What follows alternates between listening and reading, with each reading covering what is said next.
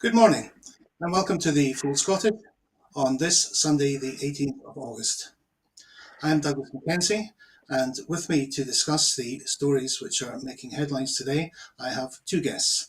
The first is Dr. Philippa Whitford, surgeon and formerly SNP MP for Central Ayrshire from 2015 to 2024, and SNP shadow spokesman in various areas including Scotland, health, and so on.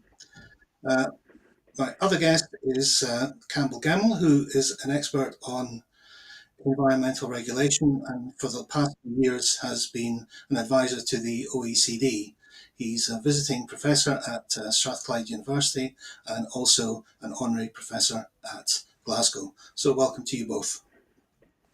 Good morning. Thank you very much. Morning. Afternoon. Afternoon, indeed. That's very precise. We start, as always, on this programme with our update from Ukraine. Ukrainian President Volodymyr Zelensky says his forces are strengthening their positions in Russia's Kursk region, where Kyiv has been mounting a major ground offensive. He said his army chief, Alexander Syrsky, had reported that Ukrainian troops continued their advance and also took more Russian servicemen as prisoners. Ukraine says it has seized more than 80 settlements and over 1,150 square kilometres in Kursk since 6th of August, in the biggest invasion of Russia since the Second World War. Zelensky also renewed his calls for Ukraine's Western allies to allow long-range strikes on Russia. The long-range capability for our forces is the answer to all the most important, most strategic questions of this war, Zelensky said. Russia has accused NATO and the West more widely of aiding the Ukrainian incursion, including by permitting the use of Western-supplied equipment. UK officials have said Ukraine was entitled, under international law, to use UK-donated equipment in operations, including within Russia. Reporters from the Associated Press said that on a trip through Kursk organised by the Ukrainian government, they witnessed a trail of destruction. Alexander Kots, military correspondent with the pro-Kremlin newspaper Komsomolsky Pravda, also said that Ukrainian pressure in Kursk is not weakening yet. Ukraine is reaping huge political gains from its military offensive into Western Russia, but the incursion is not altering the anti-escalation approach of the West, Polish Interior Minister Tomasz Siemoniak said. Safety at Ukraine's Zaporizhzhia nuclear power plant is deteriorating following a drone strike that hit a perimeter access road on Saturday, according to International Atomic Energy Agency Director General Rafael Mariano Grossi. On Saturday, Russia's defense ministry accused Ukraine of planning to attack the Kursk nuclear power plant and blamed such a provocation on Moscow. Russia has lost 598,180 troops in Ukraine since the beginning of its full-scale invasion on 24th of February 2022, according to the General Staff of Ukraine's Armed Forces. This number includes 1,230 casualties Russian forces suffered over the past day. The UK Ministry of Defence, the MOD, has said Russia is restricting access to information in a bid to limit criticism of its invasion of Ukraine. In Ukraine's Donetsk region, where Moscow has made a string of advances in recent weeks, Ukraine's military said 51 Russian attacks were stopped near Pokrovsk, a major logistics hub in the eastern region, and another 13 near the town of Toretsk in the last 24 hours. The Ukrainian Air Force said on Saturday that its air defences shot down 14 Shahed Russian drones fired in an overnight attack. Germany, the second largest contributor of aid to war-torn Ukraine, plans to halve its bilateral military aid to Kyiv in 2025, a parliamentary source told AFP on Saturday. Chechnya President Ramzan Kadyrov invited Tesla CEO Elon Musk to Russia on Saturday after being filmed behind the wheel of one of the company's Cybertrucks, mounted with a machine gun. Campbell, if I may start with you, there is so much secrecy. The Ukrainians have managed to keep this operation under wraps, so people there and throughout the West are guessing what the things are. So I'm not going to ask you to disentangle that for us. But with your background in environmental affairs, I'm curious. Saw satellite pictures of the front lines in Ukraine this week, which looked like just like a burnt map, and we've seen the Russians vaporize forests. Since the Russians blew up the Kakhovka Dam, there have been voices in Ukraine and in other places calling for a specific crime of ecocide to be established. What are your thoughts on that and the consequences for Ukraine in future? I mean, we've seen in Cambodia the problem with landmines for decades. Yep, yep. All of those issues are valid. I think the Scientific American relatively recently did an environmental overview of the war in Ukraine and the outline of the categories of damage done. And there have been a lot of historical bits of academic research looking at the damage of, as you say, Cambodia, of Vietnam, of the First World War, and indeed the Second World War. The damage inflicted partly because of the high powered artillery and the drone-based, as well as the medium and longer range rocket armaments, they are often far bigger even than the large bombs from, say, the Second World War. So the impact craters, the collateral damage, can be very extensive. The Russians have very deliberately, obviously, attacked Ukrainian infrastructure, as you say, affecting the Dnipro River, which is a river that is prone to significant flooding, and therefore dams and other abatement are central to controlling water flow. And also, as you say, the huge fire and bombing-related damage to surfaces means that crops obviously go by the board, but so does significant amounts of soil, so sediment loss into rivers, clogging, damage to ecosystems in general, the loss of control over electricity works, of sewage and water plants. All of that impacts on air quality, impacts on the management of the dead, not an even less pleasant subject within that context, but how do you bury people safely? How do you operate incineration, etc.? I mean, there are all sorts of really appalling challenges. So ecocide, yes, this is ecocide as part of a broader campaign of murder and destruction. So it will take decades. I mean, one of the ironies of conventional economic theory is that GDP is enhanced by war, partly because of the effort that has to go into rebuilding. And that's clearly a very serious issue in itself. This is going to be very expensive to repair. Partly given my history, I'm also extremely concerned about the targeting of nuclear plants, because many of these old Russian-built or Soviet-era power plants are very old. They're often not very well regulated in the first place. So, bombing them is just about as crazy a thing as you could possibly imagine. And the risks are immense to workers, to neighboring peoples, and what happens to the waste that's meant to be being managed around the plant. So, yeah, I mean, it's a comprehensive litany of environmental as well as obviously human, social, and economic harm. And it will take a very long time to recover from it, even were it to stop now. And it doesn't, frankly, look like it's going to stop all that soon. And is the concept of ecocide as a crime something being discussed in international circles? Oh yes, very much so. The fact that I'm a trustee of the Environmental Rights Centre for Scotland, and one of the things we're looking at very closely is the ways in which ecocide can actually be made meaningful, because it's a great banner word, but what does it actually mean, and what kind of evidential basis do you require legally to put that together? But tentative steps have already been taken in that human rights and environmental rights context, and ERCS is a bit of a leader already in that front, and we've had a degree of political support across the piece, including from the UN rapporteurs. So I think we are we're still in the foothills of shaping it up as international law, but it's coming and coming relatively soon. I think the caseload is already clear. It's trying to refine the actual legal terms that would be deployed. But yes, the crime of ecocide is real and is going to be applied.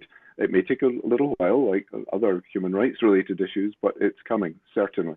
And I hope that some of the leaders begin to take some cognizance of it. Thank you, Campbell. Philippa, is there anything you would like to pick up on in Ukraine? Yeah, well, I think obviously the incursion into Kursk is quite a change of strategy. As you say, they managed to keep it under wraps, and so it was came as a big surprise, probably also to quite a lot of international partners, as well as clearly to the Russians. It has obviously boosted morale in that it appears more active rather than the drudging resistance and being pushed back in the Donbass region. But for this to work, and it's possible the idea is that in negotiation they have some Russian territory which they are able to put on the table to get a return of Ukrainian territory. But for that they need to take a substantial area and they need to hold it. And that is quite a high risk strategy because obviously they're under enormous pressure in key parts of the Donbass. So how that will work out from a strategic point of view will unfold. But as well as the incursion, obviously, as you mentioned, they are looking to attack military airfields and so on, because the majority of destruction in Ukraine has come from the air, whether glide bombs or drones or long-range missiles or etc. So, there's a military aspect to it and there's a sort of slightly political aspect to it. I mean, one of the things, I know we'll come on to talk about Gaza shortly, but we're actually seeing the same kind of ecocide there. If you look at the satellite imagery of destruction in Gaza, you see literally 80% of commercial buildings, more than 50% of homes totally destroyed. But what is often not talked about is that olive groves and farms have also been bombed, that the destruction of water, desalination, sewage means the contamination of the ground in Gaza is appalling. And of course the same issue with how do you dispose of the dead? Where do you bury people? In a way that they wouldn't simply be blown up in a couple of weeks' time. So, we're actually seeing that ecocide has probably always been a part of war. I mean, if you think of the terrible imagery of Flanders at the end of the First World War, but it's become almost a deliberate tool of war in both of these conflicts, and certainly I think it would be welcomed if that became part of the responsibility under international law, international humanitarian law, is to avoid ecocide in the same way as combatants are meant to avoid civilian destruction. Thank you both. As Philippa trailed there, yes, Gaza next. At least 40,074 Palestinians have been killed and 92,537 injured in Gaza since 7th of October. After crossing the grim 40,000 dead threshold this week, the death toll in Gaza continues to rise as Israel issues new evacuation orders and intensifies its attack on Gaza, despite the reports of a ceasefire deal being close. Israeli attacks have also continued in the West Bank as armed settlers attacked the village of Jit. And in Scotland, while John Mason has had the SNP whip withdrawn over comments he made in support of Israel, the pressure on Angus Robertson to resign as Cabinet Secretary for International Affairs continues. It's almost an embarrassment to talk about the crisis in Scotland compared to 40,000 dead. So staying with you, Philippa, I think a lot of us here don't realise quite how small Gaza is. And the figure I read today was that 70,000 tonnes of bombs have been dropped on it, which is more than the total dropped on Hamburg, Dresden and London during the Second World War. You know the area, you worked in the Al-Ahli hospital there. Can you give us a feel for the geography and the infrastructure and what you know of the remaining infrastructure now? Is 25 miles by 5 miles. So when I would be replying to constituents here in Central Ayrshire, I would say it's from Ardrossan to Ayr, and 5 miles deep. And it's got 2.3 million people in it. So it's already tiny, it's already kind of cramped and overcrowded. And now we have another evacuation order that's been given to people who had returned to Khan Yunis when it was supposedly an area people were told to evacuate to. They are now being told to evacuate out of. And the problem is there's nowhere for this 170,000 people to go. The only areas that are still designated supposedly as safe is about 11% of that area. And people have been being moved around like chess pieces. I mean, friends and colleagues, MAP colleagues, Medical Aid for Palestinians, colleagues within Gaza, some of them have been displaced literally 7, 8, 9 times. And, you know, some are now saying, well, actually, I'm not moving. What's the point? Either they're already in a tent.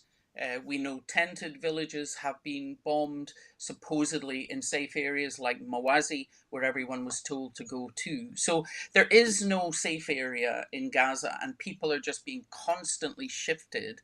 And every time they're displaced at short notice, they can only carry a relatively small amount of what they still have with them.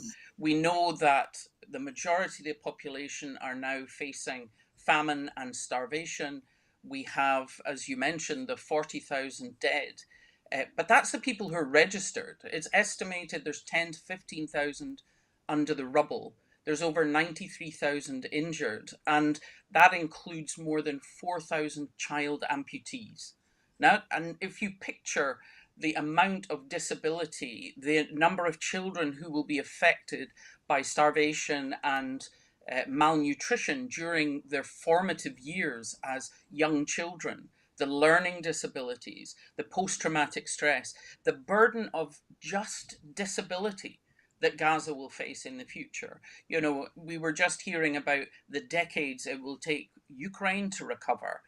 You're almost going to need a Marshall Plan for Gaza to recover, and that would also take decades. So we're talking about a very small, cramped area that's now had 90% of the area is not designated as safe for people.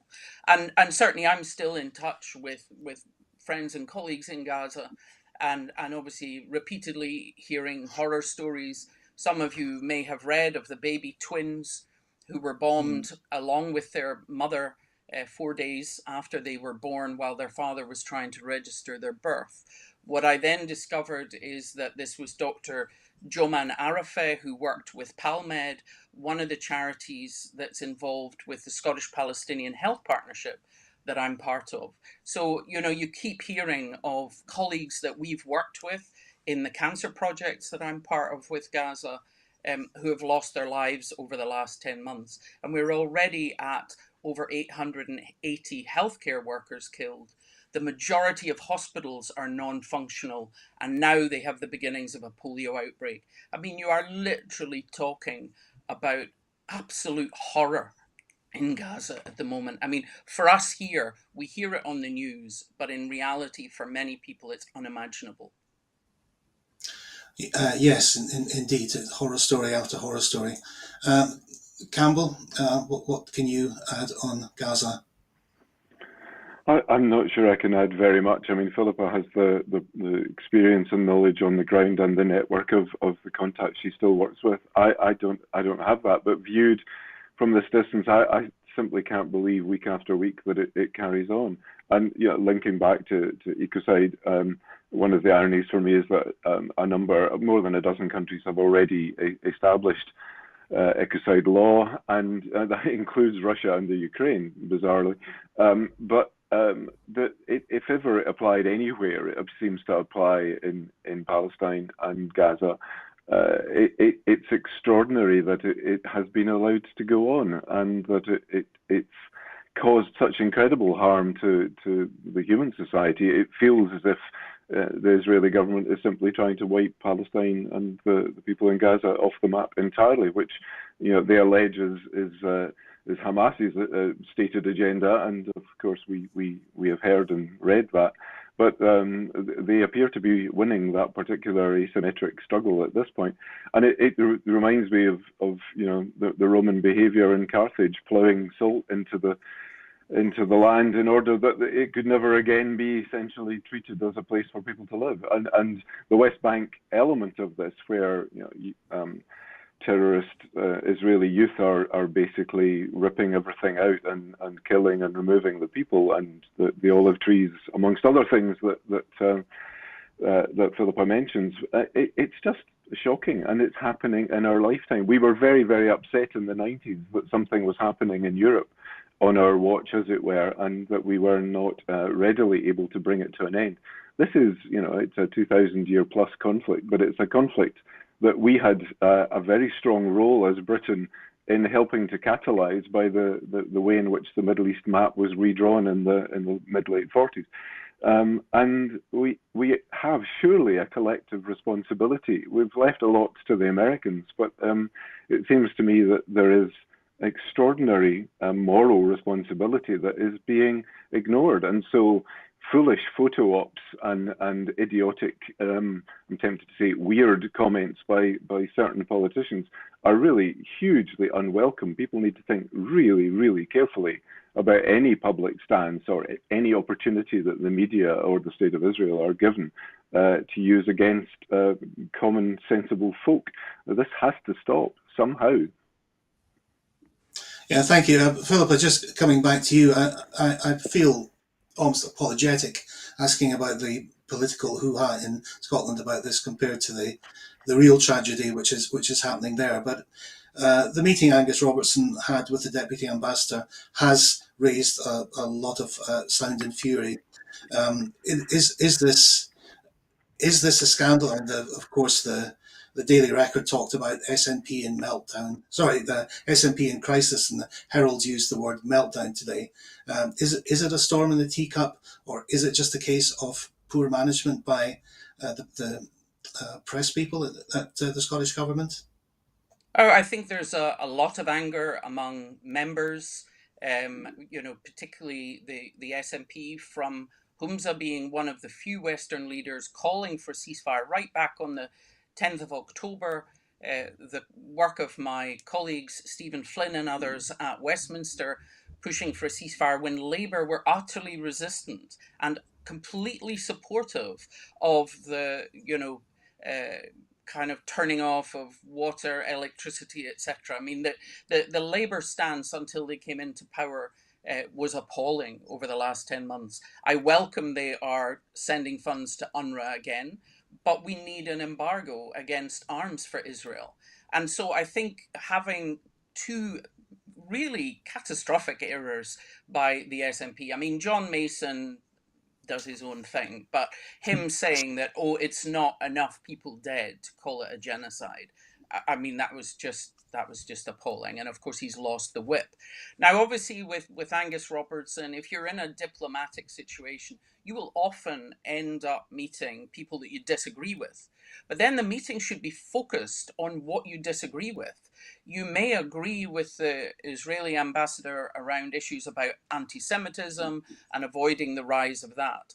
But if, as was said after the event, oh, it allowed us to restate our position, then that's what the meeting should have been about. And it certainly shouldn't have included a cozy photo call and handing a PR win to the Israeli embassy. So some of it was, I think, wrong. Some of it was a totally imbalanced discussion. Why are we talking about, oh, let's work together on trade and energy? I'm sorry, right now, the UK is complicit, not just negative or not doing enough in defending Israel. It is undermining international humanitarian law itself. In sending arms to Israel, it is undermining its own regulations about arms licenses. And it is vital that those things change. And I think both of these events, John Mason and Angus Robertson, unfortunately provide a distraction from what the UK government should be pressurised to do. And I think definitely have caused disquiet among party members and probably other colleagues within Holyrood and certainly within Westminster who have worked so hard on keeping peace in Gaza on the agenda. And it's important to remember this conflict and the appalling behavior of Netanyahu, who frankly has a vested interest in this continuing, because the moment this war ends, there'll be an election and he'll be out, is that this doesn't bring peace or security to Israel. If anything, it makes Israelis more vulnerable in the longer term. And the entire international community should be pressurizing Israel to stop that. And that includes whatever interactions the Scottish government has. Thank you. And staying with Scotland, in response to calls for independence, Scotland has often been described as the most powerful devolved government in the world by Gordon Brown and other senior unionist politicians. However, the limits of its power became apparent this week as the Chancellor's decision to cut the pensioners' fuel payment forced the Scottish Government to replicate the UK decision because it does not have any economic powers to raise additional finance to make different choices. Okay, the problem is well known, certainly, by the viewers of this programme, I'm sure, but Philippa, Tommy Shepherd was writing in the National today that the SNP needs to get back to explaining the constraints. Do you think that that people don't understand the position that the Scottish Government is in when it comes to raising finance in this to mitigate problems like this? I think that's the case, and I think we see it from other MSPs. I mean, Maggie Chapman of the Greens, who were in government with the SNP, attacking the SNP for not continuing to deliver the winter fuel payment as a universal payment to pensioners, despite 90% of the funding for that being removed at a time when the block grant is more constrained than ever before. The capital budget has been cut by nearly 10%. And the Scottish Government have no significant borrowing powers. And that last bit is what people often don't realise. Most of us would recognise that there is infrastructure that needs improved, there's investments that need to be made that improve productivity, improve the economy in the long term. But you need the government to be able to invest in those things. And frankly, a lot of that kind of investment should have been happening over the last 10, 15 years when interest rates were literally as close to zero as they've ever been. What we're already seeing, both with this decision and the decision by Labour to continue the two-child limit, is basically putting all the burden of UK debt onto the backs of the most vulnerable and strangling them. And the problem is, austerity doesn't work. It hasn't worked in the last 15 years. It's not suddenly going to work now. It might look better on a Treasury balance sheet for a year that the government has given out less money. But what it means is people have less money to spend in their local economy. And so what you see are dead high streets, struggling businesses, and eventually a lower return to government in the form of taxation and revenue. So this attack, this principle doesn't work. The Scottish Government very clearly and publicly believe in what's called the well-being economy, which is that instead of exploiting people and planet, you invest in both so that everyone is reaching their full potential, you have strong communities, you have a strong economy, but it is based on these values. Whereas the problem, what we have is constantly this short term, what can extract money into the Treasury? I mean, even as an example, which I'm sure Campbell will be very au fait with, the decision not to invest the 28 billion a year into green industries and the drive to net zero.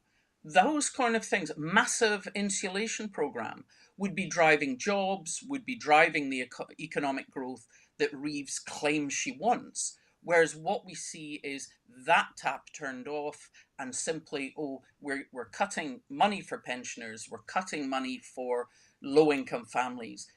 Basically, this is a disaster. And we're now staring down the barrel of another decade of austerity. And it won't work any better than the last 15 years. And the Scottish Government simply don't have the powers to avoid that. The control over spending, over 70% of all spending is 40% of all spending is at Westminster, and they make the decisions for DWP benefits, pensions, and these are the things that have the biggest impact in driving poverty, which damages people's health and damages communities. And we're seeing this going on. And unfortunately, the Scottish Government, as a devolved and with reversing devolution and weakening powers, simply don't have the options to take a different path. So this talk about the most powerful devolved government in the world.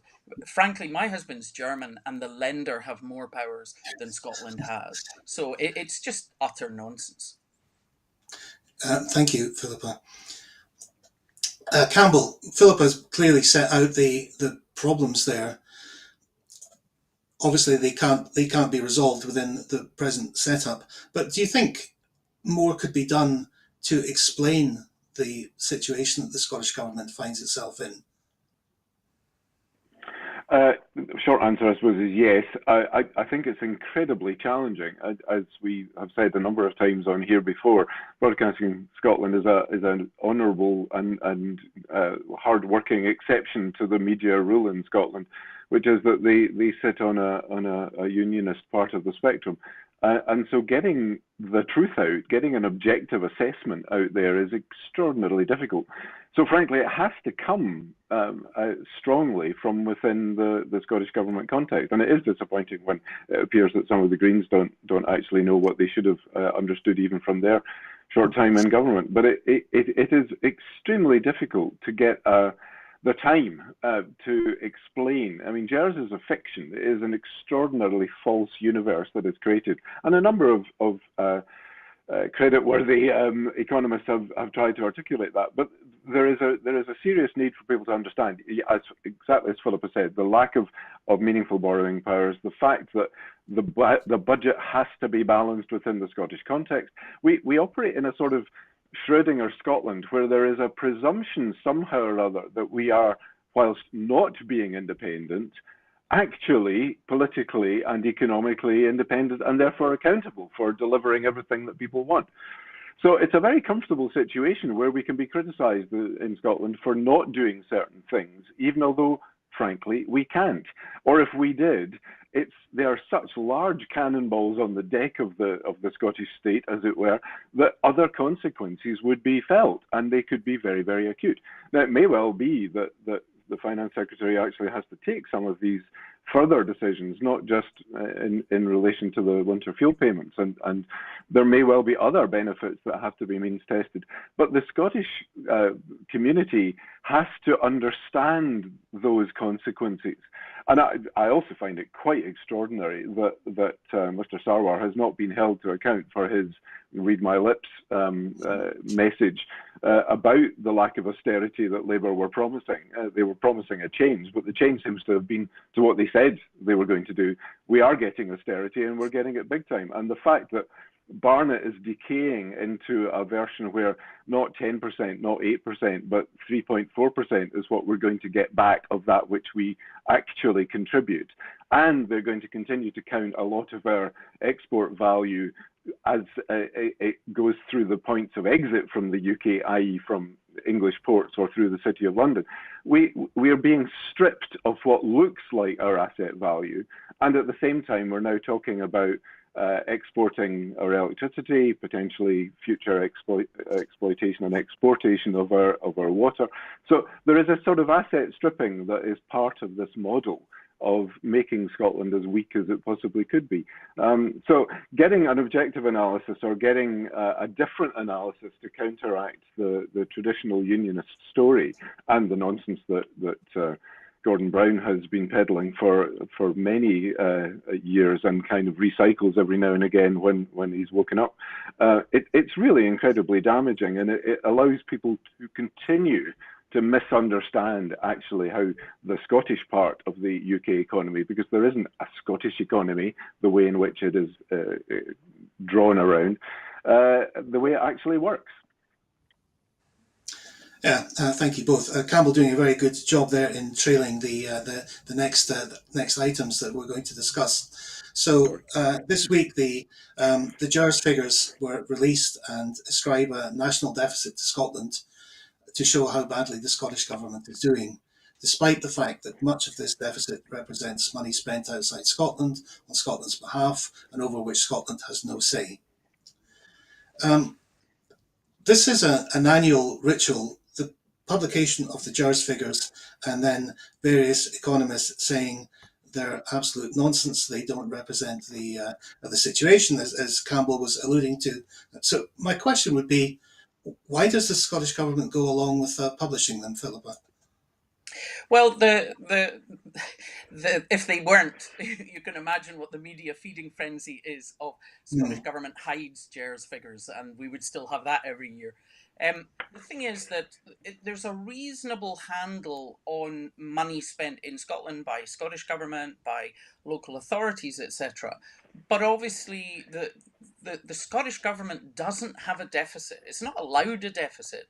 It must balance its books every single year. And obviously, we've talked about the tiny flexibility at the edge with minimal borrowing powers. But other than that, it must balance the books. So actually, the deficit, as they love to call it, is all entirely in the Westminster part of what is managed, which is that 40%. So the Scottish Government has to balance the books on their 60% of spending, and yet the Westminster Government doesn't manage to balance the books on its 40%. The Westminster Government controls 70% of revenues. And, Campbell was alluding to how things are allocated. A lot of VAT or corporation tax will be registered by headquarters that are based in London and the southeast, but include VAT and corporation tax that has been generated from Scotland. But yet that won't be allocated necessarily to Scotland. We know from things like GDP per head, economic growth, productivity, etc., that actually Scotland is third of all the nations and regions of the UK, behind just London and the southeast. And London and the southeast get the biggest amount of investment by the government, whether you're looking at infrastructure, transport infrastructure, etc. And that simply reaffirms what I was saying earlier, which is that you have to water and mature the vegetable patch. If you put money in, if you invest, you get a better return. Whereas all the other parts of the UK are left with lower investment from a UK government. We had all the nonsense about levelling up, which turned out to simply be a catchphrase, but we didn't see any actual levelling up.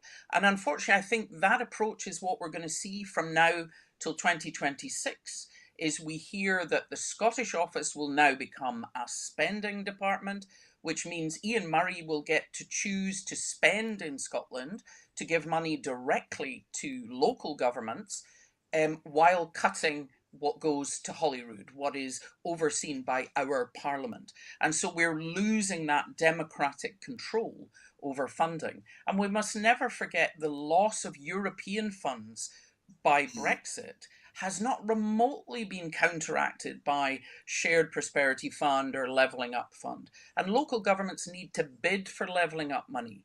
And often they've wasted tens of thousands, if not hundreds of thousands, on putting together a bid that is then not successful. And they're all competing with each other. Whereas in the past, they could count on a certain amount of funding from Europe, which was based on poverty, remoteness, demographics, etc. It was based on need. Whereas what we've seen since Brexit was decisions made at Westminster that frankly were pork barrel politics. Let's give money to my constituency. And I think we're going to see a lot of that from now till 2026. We will see the Scottish Government on bread and water to try to force them to remove some of the benefits that we as citizens in Scotland gain from, whether it's, Best Start grants, the baby box, the free tuition, prescriptions, or personal care. They will want to drive more and more of that to having to be means tested. And then in the run up to 26, there'll suddenly be some huge promise of funding if only we all vote Labour and put Anna Sarwar as First Minister. I think the tactic is completely obvious, but what we're going to see is a lot of damage to Scotland, a lot of damage to our infrastructure, our society, and individual families over the next couple of years as a ploy of trying to change the government in Holyrood. Thank you, Campbell. Philippa has clearly outlined some of the problems with GERS, and Richard Murphy wrote a very clear article in The Guardian earlier this week on it. Yet we had Brian Wilson either yesterday or today saying, oh, it shows that if Scotland were a business, it's about to go bust, which seems just a complete misunderstanding of the economics. If GERS is about, can we not produce an alternative? I suppose we could and should. I used to rely on Fraser of Allender analysis for the Scottish economy, and I mean they've had a go at giving a bit of a narrative, but they've slipped very easily into accepting some unionist principles rather than actually trying to stand outside the box. They've found themselves rather within it, seems to me. I'm not sure what the best tactic is in terms of trying to explain and describe better. I do think that communications have to be at the centre of this, trying to get a clearer understanding amongst the population. And I was just thinking as Philippa was speaking that I sat on both the monitoring and the management committees for the European structural funds through the 90s and noughties in Scotland, and hundreds of millions of pounds were spent on infrastructure, on capacity building, on business support facilities, etc.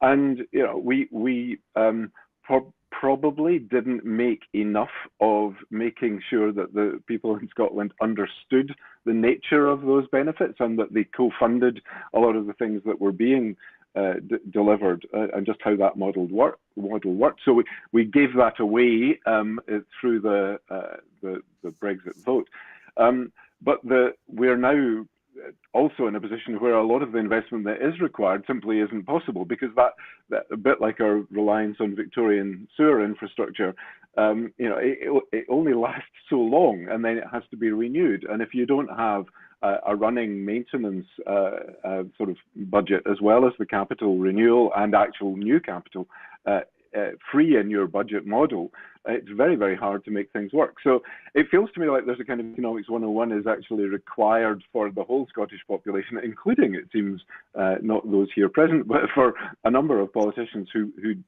willfully or just generally don't seem to understand how our economy works.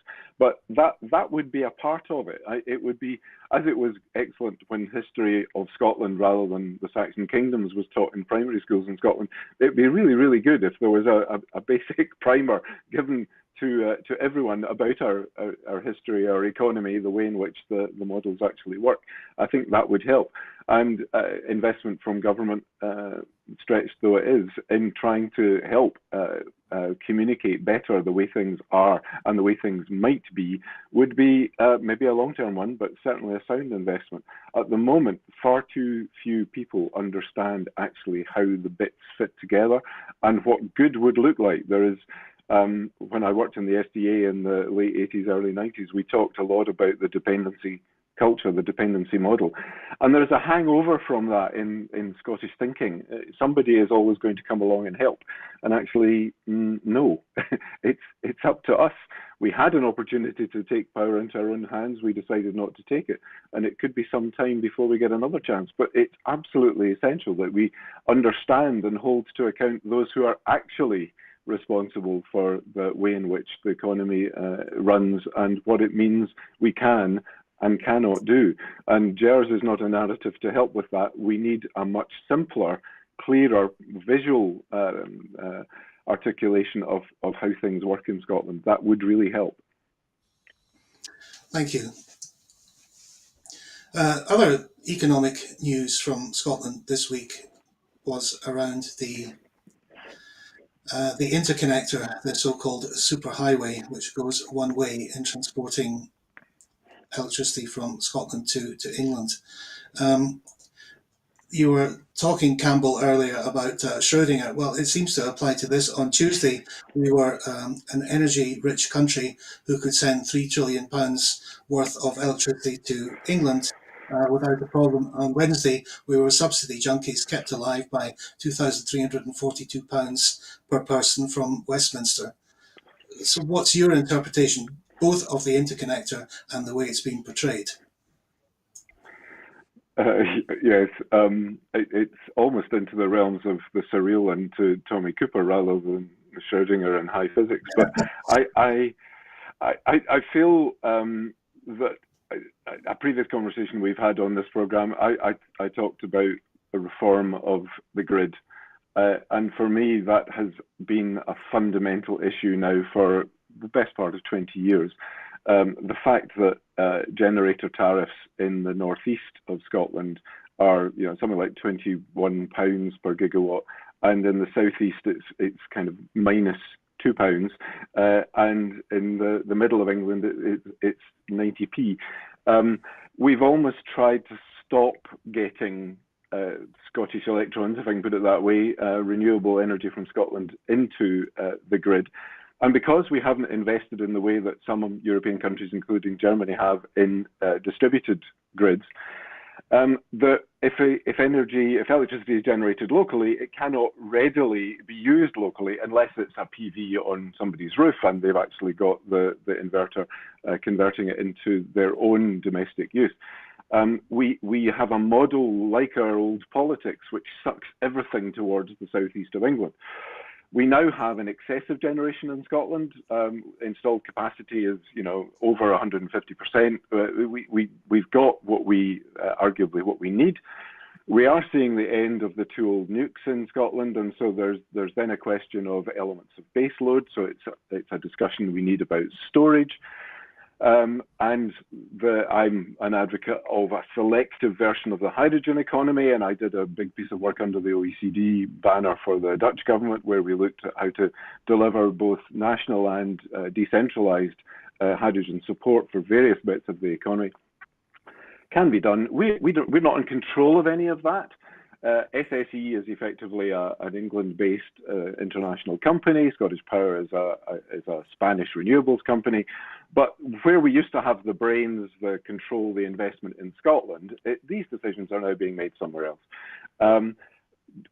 Interconnectors, the Scottish to Northern Ireland one and the UK to France one, the England to France one, have been very useful at various times. They were really designed for a time when the coal economy was still dominant in the electricity market. That's no longer the case. Frequently, the 4 gigawatt that we had at Long Annet was usefully shuffled back and forth. This model is really about taking the continued excess from the North Sea and transporting it down into England. Will Scotland benefit from that? Well, it could. Will it? Hemadoots. I don't actually see, without reform to the grid, without a political imperative, without controls that actually apply at the Scottish end rather than at the London end, we will very probably pay as much as we are now, possibly even more, whilst it is possible for the English rates to come down quite dramatically. Or, like the history of oil, and unlike what happened in Norway in particular, we will simply see it being used to offset the vast levels of debt that the UK government has already racked up. So I'm sorry to go on about that, but it's not a simple equation. It seems to me that it has the potential to be of benefit, and very occasionally the electrons will be moving the other way into Scotland. I would put money on 99.5% of the time the benefit is entirely southward, and if the financial model and the grid structure are not changed, the benefits will be accrued by already wealthy capital in the south and internationally, and some of it offshore in the worst possible sense. Thank you. Philippa, if I told you that you had a £3 trillion energy source that you could spend for the benefit of Scotland rather than giving to England for nothing, I imagine you'd be quite pleased. Yeah, I mean, this will be another thing, as Campbell was saying, it'll be like oil and gas. It's taken south. Scotland neither gets particular revenue from it or benefit from it, or cheap. You know, I lived on the Isle of Mull for a long time.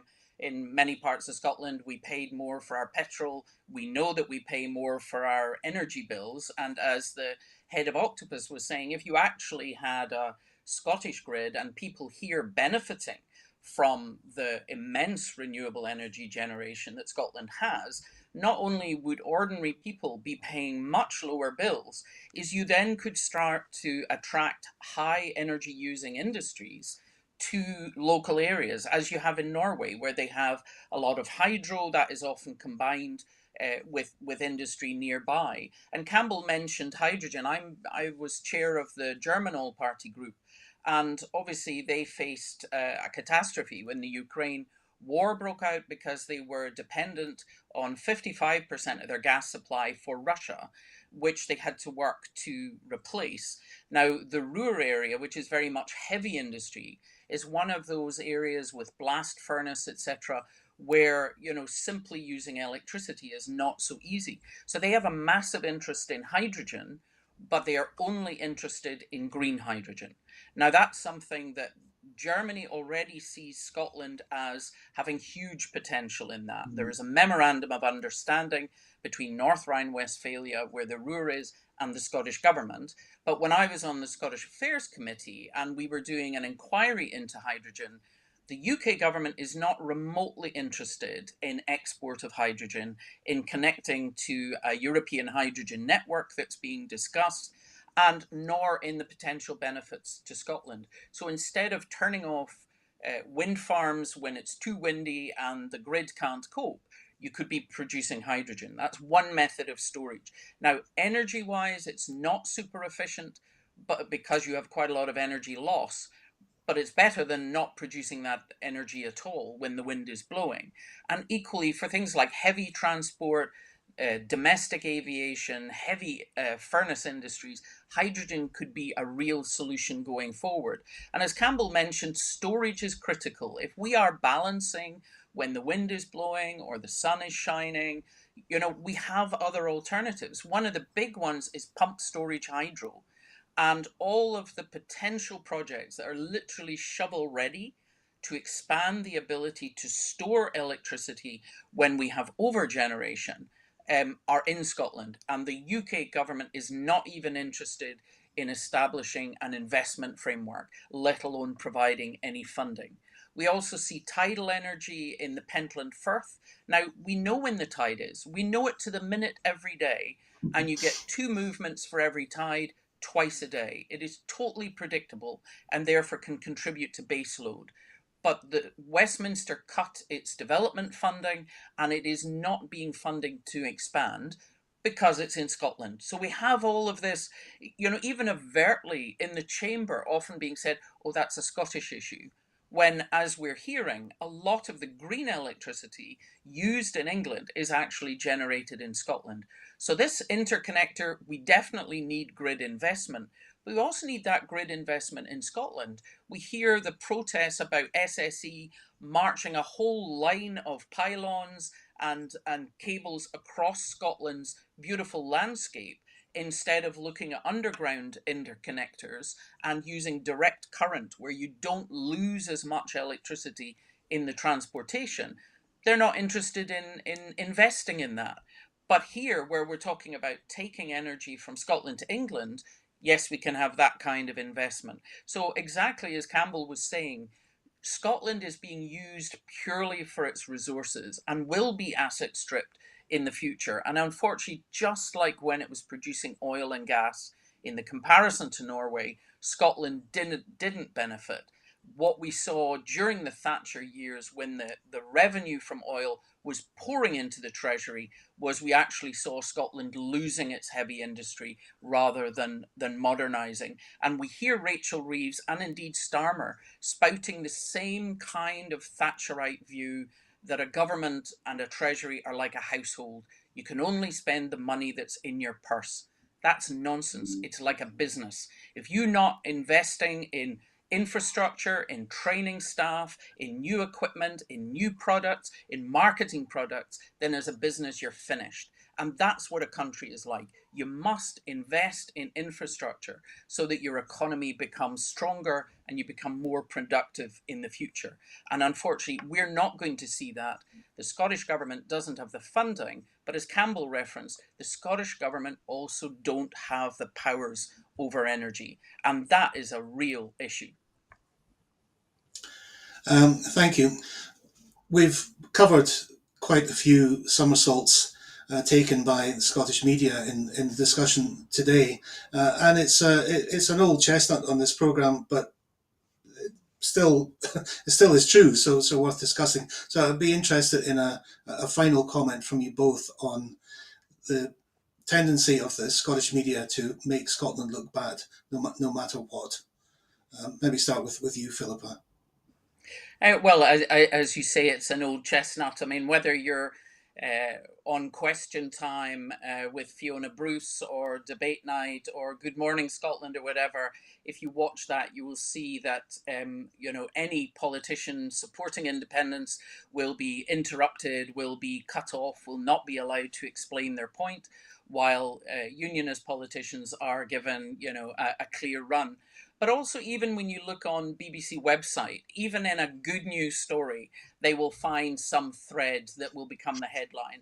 I remember a very striking one was when Glasgow was hosting the World Cycling Championships, and what was the headline? More Glasgow faces more road closures. This kind of thing. Or there was one for the NHS, and it was through the Scottish Patient Safety Programme, which is recognised internationally as being successful. Staff in NHS Scotland had reduced wound infection rates after surgery to an incredibly low rate, lower than the rest of the UK, lower than most of Europe. And the headline was Scottish NHS spends X amount of money on wound infections instead of celebrating this huge achievement. So even in things that are good, they will always find a way that the headline is negative. It might be in the last paragraph that the truth comes out, but not everyone reads the last paragraph. They often only see the headlines. And whether it's newspapers or BBC, STV, a lot of those headlines are deliberately geared to make Scotland look bad. Thank you. Campbell, a final thought on that? There's not much I can add. The grunge tendency is very, very strong, it seems, and I think I wonder how some of our media colleagues actually sleep at night.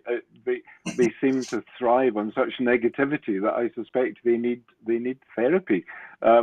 Scotland is a nation that is perfectly capable of taking itself down a peg were it ever to get too far up. But we need to really have a wee look at ourselves and work out where we want to go. Do we want to be a miserable coat-tail hanger-on, or do we want to be a global leader? And we've aspired every now and again, and we have some really fabulous things that have happened in this country and continue to happen. We need to just give ourselves a shake and try to get a better profile for it. But I'm afraid I have no magic magic medicine to apply. But we can and we need to do better. I would recommend for most people that they simply don't listen to the BBC or STV or read the UK press, because they'll feel so much better if they give it up. Oh, thank you for the health tip, Campbell, to end. Well, that's it for this week's Full Scottish. Before I go, I just want to remind you that at Broadcasting Scotland, we depend on the generosity of our supporters. Our programmes will always be free to view. However, if you can afford £5 a month, please consider becoming a Broadcasting Scotland supporter. To everyone who has donated and to everyone who has signed up to make a regular monthly payment, thank you very much. Right now, we urgently need to increase our donations if we are to be able to pay our bills. We face costs of over £4,000 every month, but only receive donations of around £2,000. Please donate whatever you can afford. Thank you to my guests today, Campbell Gemmell and Dr. Philippa Whitford, and your extremely interesting contributions. And thank you to you at home for watching. Goodbye and enjoy your Sunday.